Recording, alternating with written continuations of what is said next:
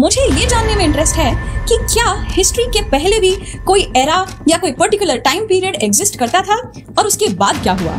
पहले के लोग कम्युनिकेट कैसे करते थे, लिटरेरी सोर्सेस थे भी या नहीं, राइटिंग तो आती नहीं थी, तो फिर कैसे हुआ होगा ये सब। ऐसा जरूरी नहीं कि हिस्ट्री से पहले कोई इवेंट अकर ना हुआ हो जस्ट बिकॉज उसका कोई रिटन रिकॉर्ड या कोई आर्कियोलॉजिकल सोर्स ना हो, क्योंकि राइटिंग से पहले भी तो इवेंट्स अगर हुए होंगे। History is a term which is derived from the Greek word historia, meaning inquiry or knowledge, and this leads to unveiling the ancient past. In short, if I have to say, history एक ऐसा umbrella term है, ये ना कि सिर्फ investigation करता है, but it also collects, organizes, presents and interprets the data leading to various sources. History को 3 मेजर पार्ट्स में डिवाइड किया गया है। We start with prehistory, proto-history and then go ahead with history.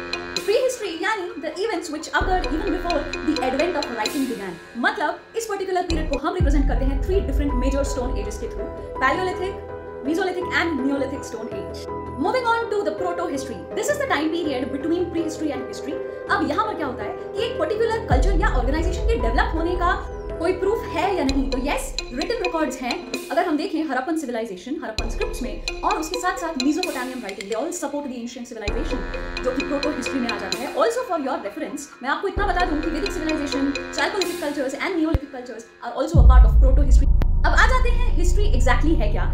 This is nothing but the study of past events after invention of writing, which were supported by literary sources like written records and archaeological sources to prove it. Thank you so much for watching the video. Stay connected for more engaging content.